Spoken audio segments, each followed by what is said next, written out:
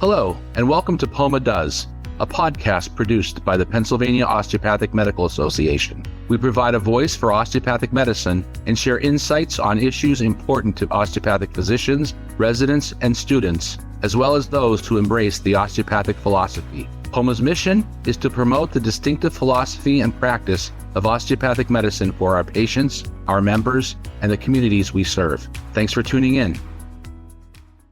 Hi, everyone, and welcome to our next podcast in the POMA Does podcast series. Thank you for joining us. If you're a listener from the beginning, you've been listening for well over 5 years now, so thank you so much for your support. My name is Zawisza. I am currently POMA's President-Elect, and I will be taking over as President in May. With me today is Andy Sandusky, the CEO of POMA, who will function as the executive director and carry out all of our jobs and tasks this year. So, Andy, thanks for joining us. Today, we're talking about the call for volunteers that you will be receiving in your emails later this week. The call for volunteers is designed to allow us to find out who is interested in becoming a committee member for POMA. Andy, can you talk a little bit about the committee structure that we have for POMA? Sure, absolutely. And thank you very much for the honor and the pleasure of having me today. I appreciate it. Committees, in many ways, drive our governance process. And when you say governance, what do you mean? Well, ultimately, how decisions are made for the organization so that they can be administered or carried out. And so POMA is a very ground up instead of a top down approach, meaning the committees matter and the work that gets done in the committees matters. When I say we, the board and the House of Delegates, the supreme bodies of making policy for the organization, look to the committees to really consider the ins and outs and the positives and negatives and really debate the issues and come up with recommendations to the board that have been vetted in many ways, shapes, and forms. And by the time it gets to the board may have questions. Often the committees already have answers to some of the questions that they have. And if they don't, it's always best for the committee to just take that decision back and consider some of the things that maybe were brought up that they didn't consider in the committee system. So it's a give and take in that regard. What we try to do as staff members, and we as staff will work with the chairs, the volunteer physician chairs, and we try to develop streamlined agendas so that we are getting to the highest and best use of you, the volunteers' time. We don't want to waste it. And so while we have you captured, we want to make sure that we are getting the information that's needed to make smart decisions. And so when we do that, we are also trying to develop an agenda and a committee meeting that will last approximately 1 hour. We try not to go above that these days. Again, we recognize and understand your time's valuable. And part of that is by committee design and committee meeting design. We try to make sure that we get you there, focused, and we are concise in the things that we are discussing, and ultimately what we take to the board. So again, committees really drive the organizational governance and ultimately what decisions are made for POMA. Yeah, that's absolutely something that I have seen across the board in terms of working on these committees all these years, and very consistent in terms of staff being prepared for the meetings. The meetings rarely run over an hour, sometimes even less.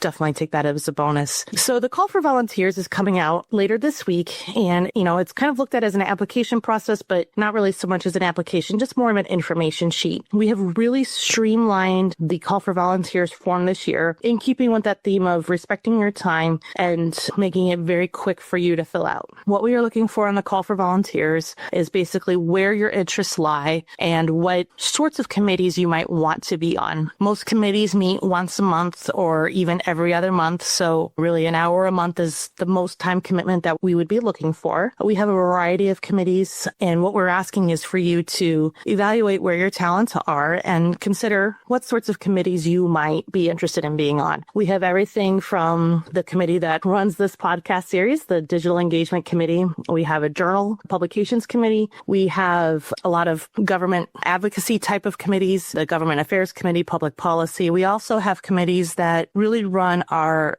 education and also look at ways to involve the community in our efforts from our organization. So I did want to reiterate what Andy said earlier about the committees being the lifeblood of the organization. In attending board meetings over the last several years, I can count on one hand the number of times that the board really didn't like the decision the committee came to. And actually the most recent one was a request from a committee for funding for speakers, and the board actually voted to give the committee more money than what they had been asking for. So I think it's a great look at the committee structure and what the committees do for the organization. You don't have to be a member of the board or higher up within the board itself to really have an impact on what POMA does. And if there are any students listening, this actually includes you as well. We do have a number of students on our committees, and I cannot tell you the impact and the value that they have had. For example, on the publications committee, we vet the articles that we publish, and one section that we have is research, and we really rely on our student committee member to look at the research that is being submitted for publication and to tell us, yes, this is a good article, no, this is a terrible article, that sort of thing. So I cannot emphasize enough the impact that students have on our committees. So this application process will be released next week. You do have some time to fill it out, and then I will sit down with POMA staff members to form our committees. The committee's structure will be revealed in May, which committee you have been assigned to. So, and then we'll spend the next year,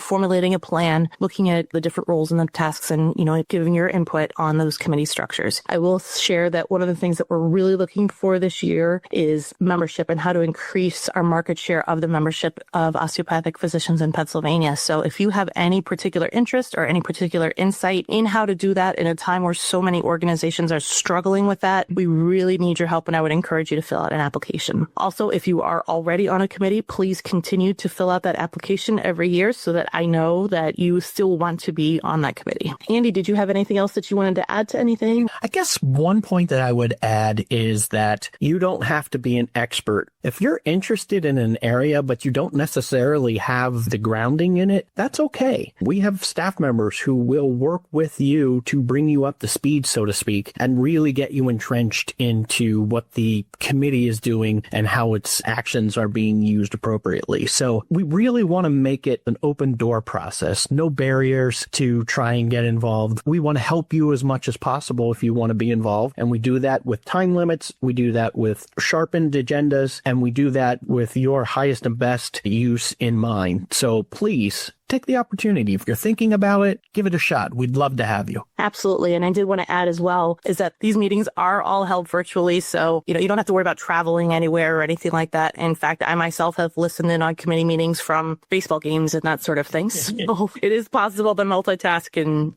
still be a member of the committee. So we definitely encourage you to look at your email, look for that call for volunteers. It should take no more than 2 minutes to fill it out. And that honestly is probably all going to be typing your name and contact information. And let us know what you would be interested in committing to this year. If you have any questions about the committee structure or anything like that, you can email us at poma@poma.org. Thank you so much for listening and have a great day. Thank you. Thank you for joining us for this edition of POMA Does. Be sure to subscribe to POMA Does wherever you listen to your podcasts, and tell your friends and colleagues to tune in. Learn more about osteopathic medicine and POMA on our webpage, www.poma.org, and join the conversation on social media. We're on Facebook, Instagram, LinkedIn, Twitter, and YouTube. Or email us at poma@poma.org. We'd love to hear from you. Join us next time for another edition of POMA Does.